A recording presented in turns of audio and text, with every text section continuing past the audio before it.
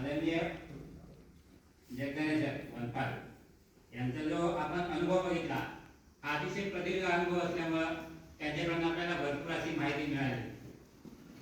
माहिती देत असताना त्यांनी आपल्याही भरपूर शिक्षकांचं नाव घेतलं. शिक्षकांनी सांगितलं की जसे आपले घेरडे सर असतील आणि सोनवणे सर, शेट्टे सर, या सर्वांबद्दल त्यांनी सांगितलं की त्यांच्याबद्दलचं जे ज्ञान आहे ते त्यांना माहिती आहे किंवा त्यांच्या ज्या सवयी ते कसे शिकवत होते या सर्व गोष्टी त्यांनी आपल्याला समजून सांगितल्या. आणि सुरुवातीला ते म्हणाले की शिस्तीत मस्ती करावी, नाही का? म्हणजे माणसाला शिस्त किती महत्वाची आहे, मस्ती करावी पण ती शिस्तीत असावी. आणि त्यांच्या डोळ्यामध्ये सुद्धा तो आपल्याला भाव जाणवला. खूप काही सांगितलं त्यांनी शिस्तीबद्दल. आणि मला वाटतं की इथं जे भरपूर म्हणजे आम्ही कॅन्टीनमध्ये गेलो असताना भरपूर मेजर लोक दिसले तर मला वाटलं की तुला जास्त शिस्त असावी. कारण मेजर लोकांना जरा जास्त शिस्त आणि ते डोळ्याचे भाव जाणवले, नाही का?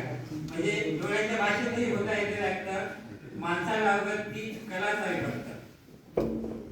आणि तुम्ही जसं की म्हटला की तुम्ही शिस्त पाळता, आम्ही खरंच ती शिस्त पाळण्याचा मनापासून प्रयत्न करू. त्यात तुम्ही म्हटलं होतं की how to behave with others, म्हणजे दुसऱ्यांसोबत कसं वागावं, म्हणजे दुसऱ्यांचा आपण रिस्पेक्ट कसा करावा याबद्दल तुम्ही बोलला होता.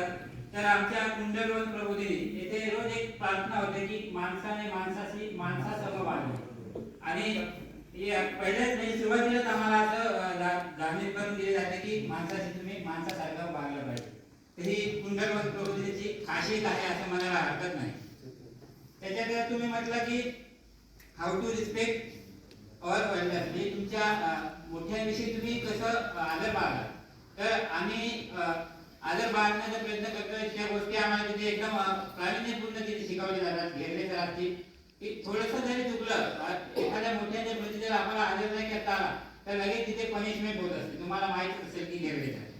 त्याच्यानंतर how to obey with our duty, म्हणजे आपल्या कर्तव्याप्रती कसं प्रामाणिक आपल्याला राहता येईल त्याबद्दल तुम्ही सांगितलं की तुमची गलती असेल वगैरे ह्या तुम्ही नियमितपणे केल्या पाहिजेत. डॉक्युमेंट वगैरे हाताळणी व्यवस्थित केली पाहिजे. आपल्या ज्या कर्तव्य आहे त्याच्याप्रती आपण प्रामाणिक असलं पाहिजे हे तुम्ही आम्हाला व्यवस्थितरित्या पटवून सांगितलं.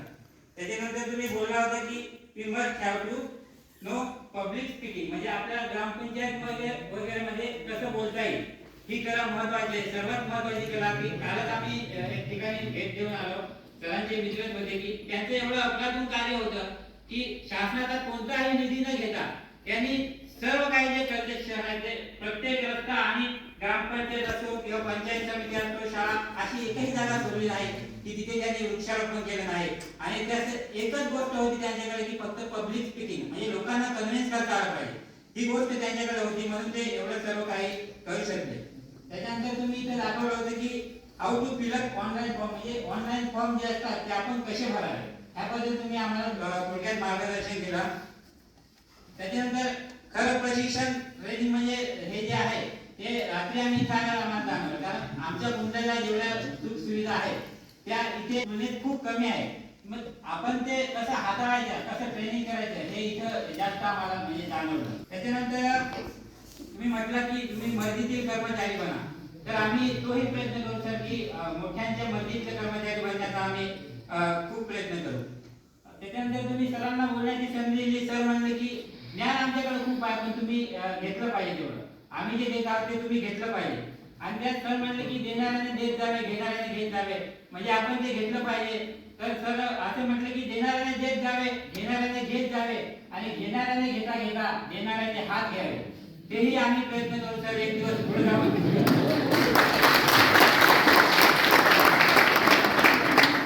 आम्ही पुढे जाऊन म्हणजे तुमच्याकडून जे ज्ञान आम्ही घेत आहोत तेही आम्ही पुन्हा तरी देण्याचा प्रयत्न करूया. आणि आभार मानण्यासारखं जर आम्ही काय असं वाटायला लागलं की हे सर्व आपलेच आहेत, आपण सर्व एकच आहोत, नाही का? मग असं वाटायला लागलं की आपल्याच माणसांचे आभार नसतात मानायचे, जिव्हाळ्याचे भाव त्यांचे फक्त असतात जाणायचे, अशाच्या सोहळ्यामधून जपायची असतात नाती, हृदयात असतात साठवायचे आठवणीचे मोठी. असा हा तुमच्या प्रती आमचा भाव आहे. आणि मला वाटतं पुन्हा एकदा एक लयबद्ध टाळी वाजवून आपण त्यांचं स्वागत करूया. तो काही Ready to big applause for them.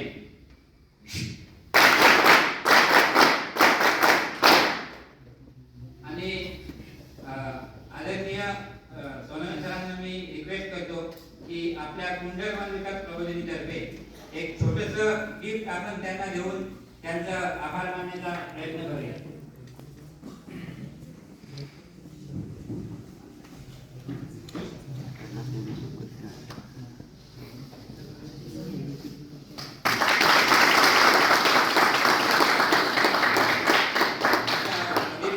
तुम्ही जे आम्हाला मार्गदर्शन केलं आहे त्याबद्दल परत एकदा सर आभार मानतो. धन्यवाद.